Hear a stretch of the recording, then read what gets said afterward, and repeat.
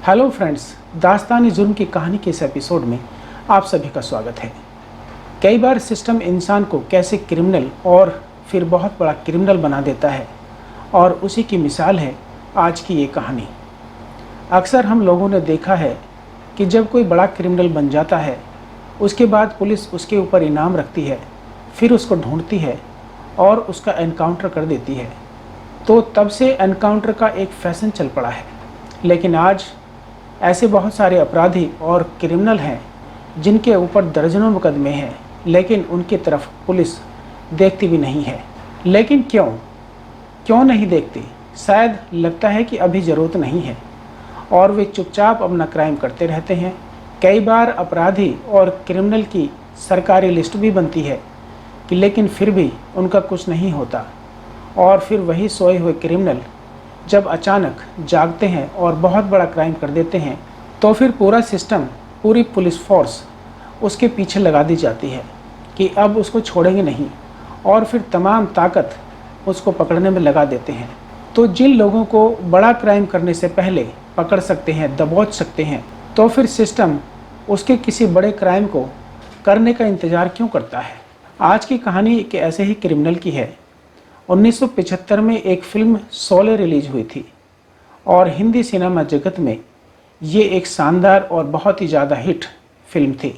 Film Sholay का dialogue बच्चे बच्चे की जुबान पर था। इस फिल्म का हर एक कैरेक्टर आज भी लोगों को याद है, जैसे जय, वीरू, बसंती, गब्बर सिंह, ठाकुर, सांभा, कालिया, और इसके डायलॉग जैसे कितने आदमी थे, तेरा क्या होगा कालिया। सही मानों में अपने देश में ये पहली ऐसी फिल्म थी जिसने घर घर में अपनी जगह बना ली थी।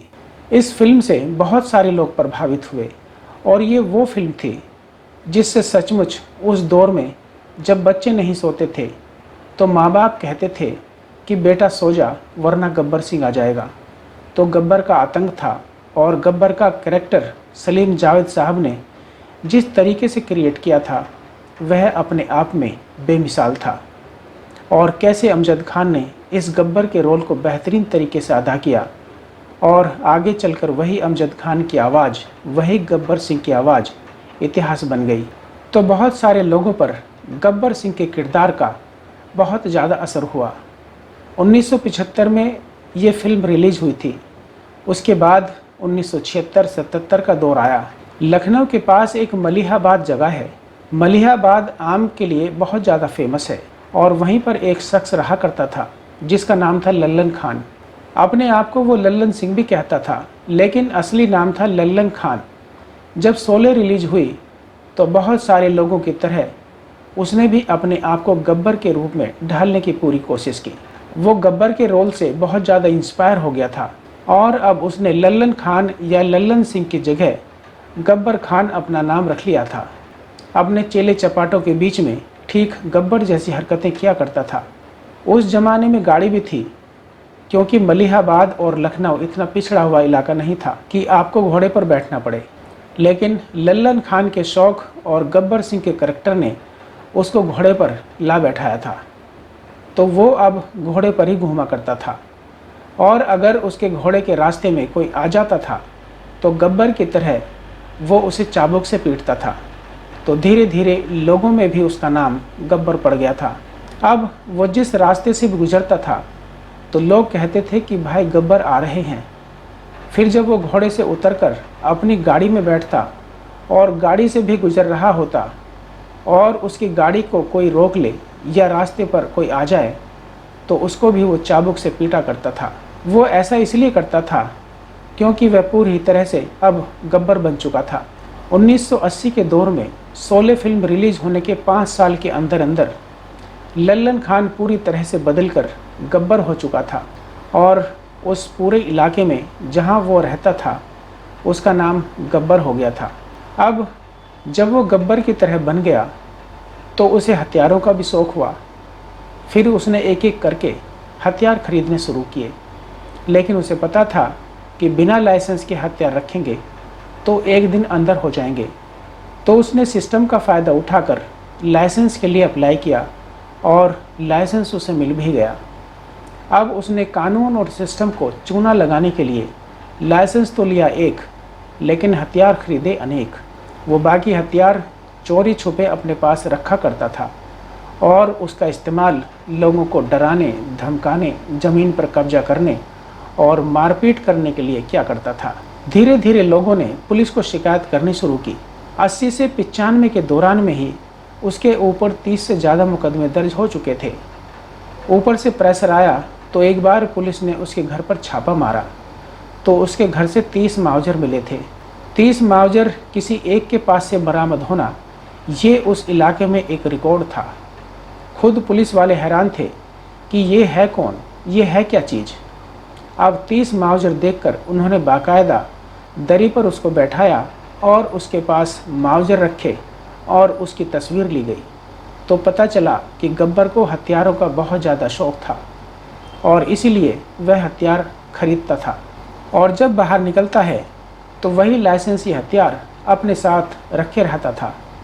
लोकल पुलिस और बाकी लोगों को थोड़ा पैसे दे दिया करता था तो वो सब भी चुप रहा करते थे। लाइसेंस गन के साथ घूमता रहता था, जबकि लाइसेंस के नाम पर उसने दर्जनों इल्लीगल वेपन अपने पास रखे हुए थे और उसी से लोगों को डराना, धमकाना, मारना, पीटना, अटेम्प्ट टू मर्डर, ज़मीन पर कब्जा, ये सारी चीज़ें करता रहा और उसके ऊपर केस चलता रहा। लेकिन कुछ होना जाना तो था नहीं। अंदर जाता था और फिर बाहर आ जाता था। एक हिस्ट्री सीटर के तौर पर इस गब्बर या लल्लन खान का नाम थाने में दर्ज था। दर्जनों लोग शिकायत करते थे, लेकिन शायद गब्बर या लल्लन समझ चुका था कि पुलिस को कैसे चुप कराते हैं। थाने में पैसे पहुंच जाया करते थे और मामला ऊपर तक नहीं जा पाता था। लोग फिर धीरे धीरे डरने लगे कि जिसका पुलिस भी कुछ नहीं कर रही है, पुलिस भी कुछ बिगाड़ नहीं पा रही है, उससे हम क्या पंगा लेंगे। तो लोग बेचारे हार कर, थक कर बैठ जाते थे। सोचिए, 1980 से हम आज 2024 में बैठे हैं, 44 साल हो चुके हैं।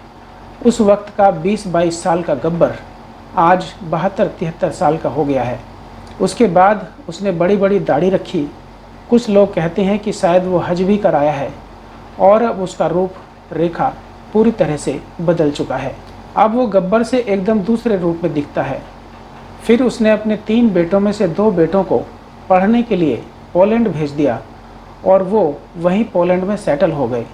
तीसरा बेटा उसके साथ ही रहता है ताकि बाप का एम्पायर संभाल सके। हाल में ही पिछले 3-4 साल में यूपी में बाकायदा लिस्ट बनी थी कि कौन कौन हिस्ट्री सीटर हैं, कौन कौन बदमाश हैं, उनको छोड़ेंगे नहीं, उनको बख्शा नहीं जाएगा। और उसी लखनऊ से 15-20 किलोमीटर की दूरी पर, जिसके ऊपर 3 दर्जन से ज़्यादा मामले हैं, वो खामोशी से अपने घर पर हथियारों के साथ पड़ा हुआ है। पुलिस को उसकी कोई खबर ही नहीं है। शायद पुलिस को लगा कि 70 की उम्र पार कर चुका है, ये अब क्या करेगा, क्या कानून से पंगा लेगा। लेकिन सबको उसने गलत साबित कर दिया।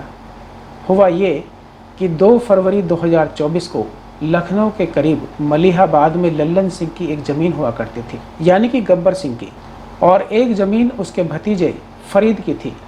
अब फरीद और गब्बर, इन दोनों चाचा भतीजों के बीच में वहाँ पर एक और ज़मीन थी, लेकिन उस ज़मीन के मालिक अब मलिहाबाद छोड़कर लंदन में शिफ्ट हो गए थे। वह लंदन में रहते थे। अब 3 ज़मीन का मामला था। उसमें कुछ ज़मीन गब्बर की थी, कुछ ज़मीन फरीद की और एक हिस्सा अलग लंदन वालों की थी। लल्लन या गब्बर की नीयत लंदन वाले की ज़मीन पर कब्जा करने की थी, लेकिन फरीद की फैमिली यानी गब्बर का भतीजा सीधे साधे शरीफ लोग थे। फरीद लंदन वालों के टच में रहता था। लंदन वालों ने कह रखा था कि भाई आप हमारी ज़मीन की देखभाल करना ताकि कोई उस पर कब्जा ना कर ले, और गब्बर या लल्लन तो उसी ज़मीन के पीछे पड़ा हुआ था। तो हमेशा जब भी ज़मीन की पैमाइश होती थी या कुछ भी होता था तो फरीद लंदन वालों को इन्फॉर्म कर दिया करता था, और ये बात लल्लन या गब्बर को भी पता थी। गांव देहात में लेखाकार होते हैं जो ज़मीन की पैमाइश करते हैं, ज़मीन को नापते हैं, और ज़मीन के बारे में लेखाकार को सब कुछ पता होता है कि किसकी ज़मीन कहाँ है और कितनी है। अब वो उसी ज़मीन के बंटवारे के सिलसिले में लेखाकार उन दोनों पार्टियों को लेकर वहाँ पहुँच जाता है और लंदन वालों की तरफ से फरीद था। फरीद को एक तरह से उन्होंने अधिकार दे रखा था कि आप हमारी ज़मीन को देख लेना। अब ज़मीन की पैमाई शुरू होती है और झगड़ा वहीं से शुरू हो जाता है। झगड़ा ये कि ज़मीन का ये हिस्सा मेरा है, ज़मीन का वो हिस्सा भी मेरा है। इस तरह से लल्लन और उसके भतीजे में लड़ाई हो जाती है। तो इसी को लेकर दोनों में बहस बहुत ज़्यादा हो जाती है। चाचा भतीजे में झगड़ा होता है, मारपीट होने की नौबत आ जाती है। तो लेखाकार कहता है कि पहले आप लोग सुलट लो, हम दोबारा पैमाइश के लिए आ जाएंगे। इतना बोलकर लेखाकार वहाँ से निकल लेता है।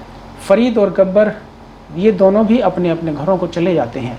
अब शाम के करीब 4:30 बजे फरीद अपने घर के अंदर था। उसकी पत्नी, बेटा और फरीद का भाई वो भी घर पर ही थे। तभी एक थार जीप में गब्बर सिंह और उसके बेटे और ड्राइवर और एक और शख्स को लेकर फरीद के घर पहुंच जाता है। घर के बाहर जाकर वह फरीद को आवाज़ देता है, क्योंकि थोड़ी देर पहले झगड़ा करके आए थे तो घर वाले फरीद को बाहर बुलाते नहीं हैं। वैसे फरीद तक आवाज़ गई भी नहीं थी, इसलिए उन्होंने कह दिया कि फ़रीद अभी घर पर नहीं है, क्योंकि फ़रीद के घर वालों ने देख लिया था कि गब्बर और उसके आदमी गुस्से में थे। गब्बर सिंह के हाथ में बाकायदा राइफल देखकर फ़रीद के घर वाले डर गए थे। तब फ़रीद का भाई और फ़रीद की वाइफ और छोटा सा बेटा वहीं पर खड़े थे। तभी गुस्से में गब्बर सिंह कुछ बोल रहा था और फिर अचानक जब फ़रीद का भाई उसे कुछ समझाने की कोशिश कर रहा था तो वह राइफल उठाता है और सीधे गोली दाग देता है। पहली गोली फ़रीद की वाइफ को लगती है। जब गोली लगती है तो चीख पुकार मच जाती है। गली में कई लोग रहते थे, वो अपने अपने दरवाजे बंद कर लेते हैं। उसके बाद अब बाप से बेटा वो राइफ़ल ले लेता है अपने हाथों में और फिर दरवाजे के पास जाता है और फिर दूसरी गोली चलाता है और उसके बाद तीसरी गोली चलाता है। फ़रीद का छोटा सा बेटा, उसको भी गोली लगती है, फ़रीद के भाई को भी गोली लगती है और इस तरह उस दरवाजे पर 3 लाशें गिर गई थी। 3 लोगों को मौत के घाट उतारने के बाद गब्बर अपने बेटे, अपने ड्राइवर के साथ उसी थार जीप में बैठता है और वहाँ से निकल जाता है।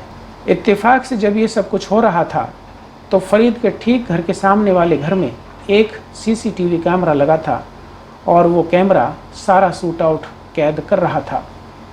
3 कत्ल करके लखनऊ से कुछ ही किलोमीटर की दूरी पर गब्बर सिंह, जिसके ऊपर 40 से ज़्यादा मुकदमे हैं, वो आज भी वैसे ही रूप में, उसकी सिर्फ उम्र बढ़ गई थी लेकिन वह नहीं बदला था।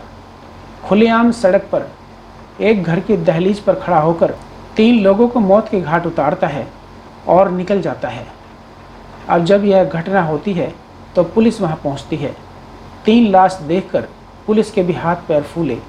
सीसीटीवी ने काफ़ी मदद की। तो अब पुलिस को याद आया कि गब्बर सिंह के ऊपर 80 में इतने केस थे, 90 में इतने केस थे और 2000 में इतने केस थे। अगर उसी वक्त उसके खिलाफ कार्रवाई की होती तो आज फ़रीद का परिवार बच जाता, फ़रीद का परिवार जिंदा होता। और इधर जब गोली चली, फ़रीद घर के अंदर था। गोली की आवाज़ सुनकर जब वो बाहर आया तो तब तक गब्बर सिंह अपने बेटे के साथ वहाँ से जा चुका था, इसलिए उसकी जान बच गई, वरना फ़रीद भी मौके पर ही मारा जाता और शायद फिर 4 लाशें गिरती। अब पुलिस तमाम दावे कर रही है कि उसको पकड़ेंगे, छोड़ेंगे नहीं, बचेगा नहीं, लेकिन अब इससे क्या फ़ायदा। जैसा कि मैंने पहले भी कहा था कि कानून या सिस्टम कई बार लोगों को कातिल बना देता है।